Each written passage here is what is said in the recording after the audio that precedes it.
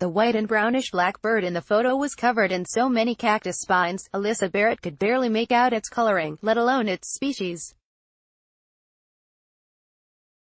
But something about the crick in its beak made her pulse quicken. The Houston Chronicle reports it looked like the beak of a magnificent frigate bird, primarily found soaring over tropical and subtropical waters of the Pacific and Atlantic Oceans. Dare she think it, frigate birds, with their 7 to 8 foot wingspan, did not frequent the South Texas area. But in the days following a hurricane as devastating as Harvey, which made landfall in South Texas last August, anything seemed possible to Barrett, the Texas State Aquarium's wildlife care manager. She had just spent several sleepless nights keeping the facility's multitude of animals alive through the storm. Barrett and her colleagues rushed to bring the injured bird, discovered by a local resident near Baffin Bay, about an hour southwest of Corpus Christi, to the aquarium for treatment. The bird was, in fact, a frigate bird. And it was more injured than they imagined. The bird, aptly named Storm, will never fly again. It now lives in the aquarium's Caribbean Journey exhibit, and the Association of Zoos and Aquariums believe it's the only bird of its kind in captivity at an accredited facility in North America. During Harvey, aquarium officials took in other birds and marine animals from the University of Texas Austin Marine Science Institute in Port Aransas and the aquarium at Rockport Harbor, both areas that were devastated by the storm. They rescued pets such as macaws, goats and chickens abandoned by owners who were fleeing Harvey's torrent of wind and rain. And after the storm passed, they took in and cared for injured brown pelicans, turtles and other marine life. Most returned to the wild. Others, like Storm, never will. This kind of rehabilitation work is nothing new for the aquarium. It has been part of its mission, along with conservation, since its opening almost 30 years ago. It's become such an important part of their work, officials said. They plan to open a new rehabilitation facility on their campus as early as 2021. Officials expect it will cost up to $20 million. A new state-of-the-art building is important, aquarium president and CEO Tom Schmid said, because it's only a matter of time before the Gulf of Mexico has another environmental disaster like Deepwater Horizon. When that oil rig exploded in April 2010, nearly 3.2 million barrels of oil spilled into the Gulf, harming animals, marine life and coral. We need to make sure we are ready for any environmental issue out there, he said.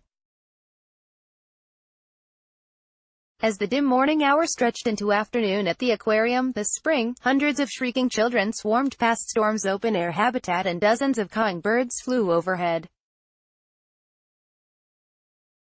But in all that time, Storm didn't move from the perch on her log. She can't, not really.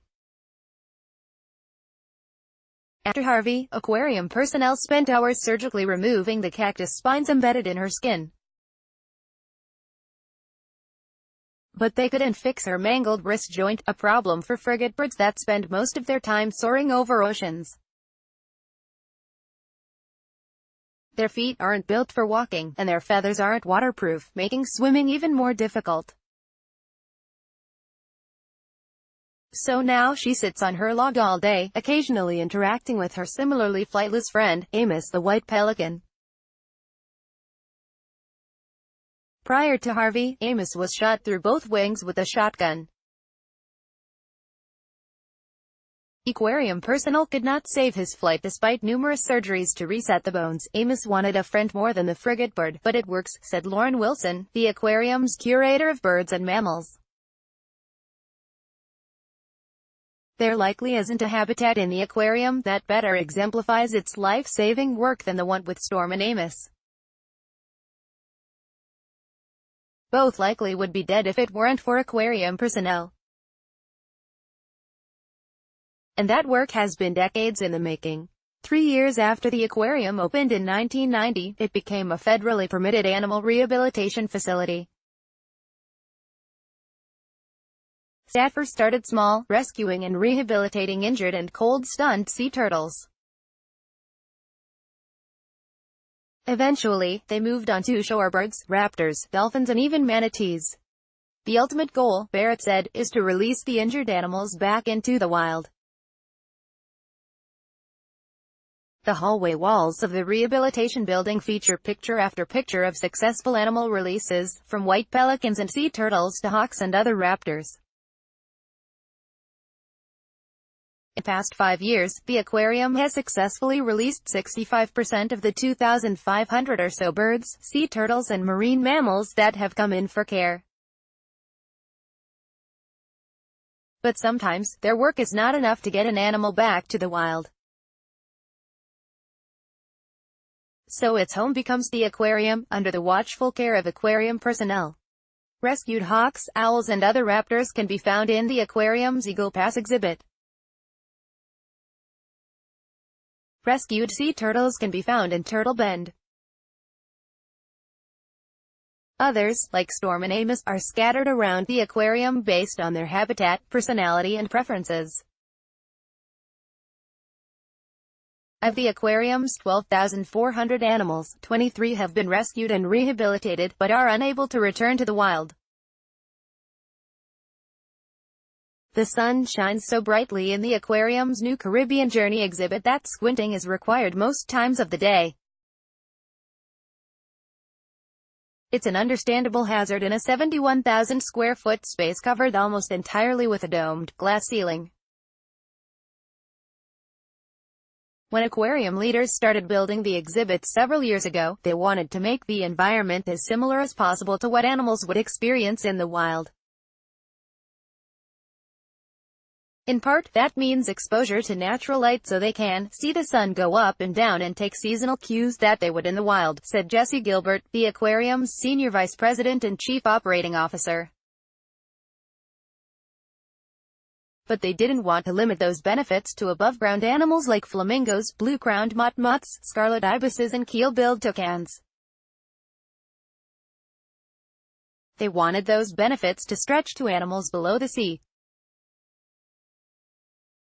To achieve that, the exhibit space's underwater living areas were designed with open-air tops, meaning the sharks, stingrays and other sea life also can track the movements of the sun, Gilbert said. Additionally, aquarium officials pump in salt water from Corpus Christi Bay, which means the sea life are living in the same water as they would in the wild. It makes for an amazing experience for both the people and the animals, Gilbert said. And the results since the exhibit opened last year have been better than aquarium leadership could have ever imagined. This spring, the flamingos started constructing nests in preparation for breeding. Several baby sharks can be seen zooming around their 400,000-gallon exhibit. A number of exotic birds already have hatched chicks and the stingrays have the characteristic rake marks associated with breeding rituals. We didn't expect breeding to happen, and certainly not this quickly, Gilbert said. But this habitat has created an environment where it is happening. The aquarium's focus on conservation and improvement of living conditions within the facility doesn't stop there. Officials recently acquired a male and female blue-crowned motmot as part of a species survival plan, which is a management effort by facilities accredited by the Association of Zoos and Aquariums. Though the bright blue, green and gold bird is not endangered, the goal is to encourage breeding and survival of the species. That goal was achieved in May, when the motmot duo hatched 3 chicks. These motmot chicks are some of about 10 chicks that have hatched in the Caribbean Journey exhibit since January. The aquarium also recently started a survival plan for 2 Linnaeus' two-toed sloths living in the Caribbean Journey exhibit. 4 common bottlenose dolphins residing in the aquarium's Dolphin Bay exhibit also live in bay water. Personnel allow several different types of algae to grow in the tanks, algae they would encounter in the wild, which enables the dolphins to both eat it and play with it.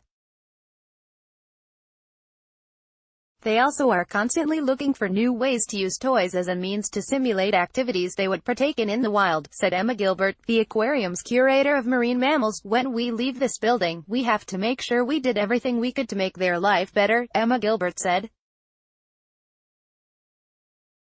Starting this summer, the 4 aquarium dolphins also will participate in a worldwide study to determine how physical habitat, animal training and environmental enrichment impact the welfare of aquatic animals. We can't ask a dolphin how it's doing, so we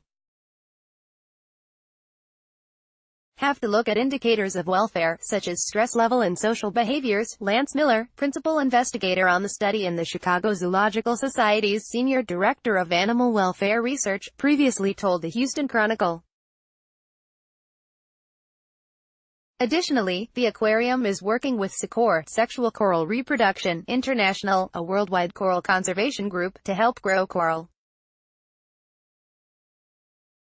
Put simply, they collect polyp eggs, fertilize them in a lab and return them to the ocean when they are grown. Even the unfortunate circumstances that landed Storm in the aquarium last year can help with conservation.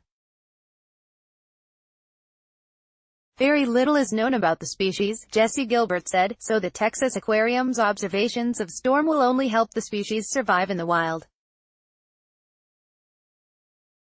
When Harvey laid waste the Texas coast, it took with it the Amos Rehabilitation Keep at the University of Texas at Austin Institute, leaving the state with one less turtle rehabilitation facility as cold stunning season approached.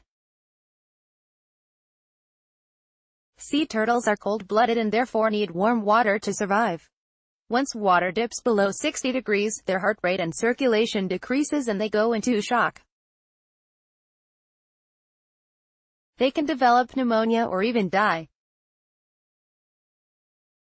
Aquarium officials knew they had to do something to make up for the deficit. So they expanded their own facility to 18 tanks from 6, a renovation that cost about $45,000. We realized we needed more sea turtle capacity, so we pushed up the implementation of a plan to expand the turtle rehab facility, opening in October as opposed to later, Schmidt said. The move ended up being a fortuitous one.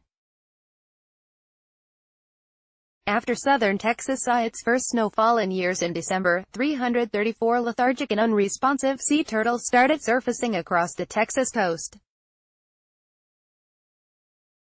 Just a month later, a 5-day cold snap resulted in the worst cold stunning event the state has seen. About 2,100 sea turtles were cold stunned compared to the previous high of about 1,600 in the 2010-2011 winter season. Officials hope to further expand that ability when they complete construction on the new rehabilitation facility in about 3 years. The new facility will eventually allow the aquarium to provide state-of-the-art care to injured animals, as well as expand the coral reef research. Schmidt's goal is to complete the design plan and cost estimate for the project by the end of 2018. Because they are not state-funded, officials also will need to put together a fundraising plan for the facility, which will cost from $15 million to $20 million. He hopes to break ground as early as 2020, and open in 2021.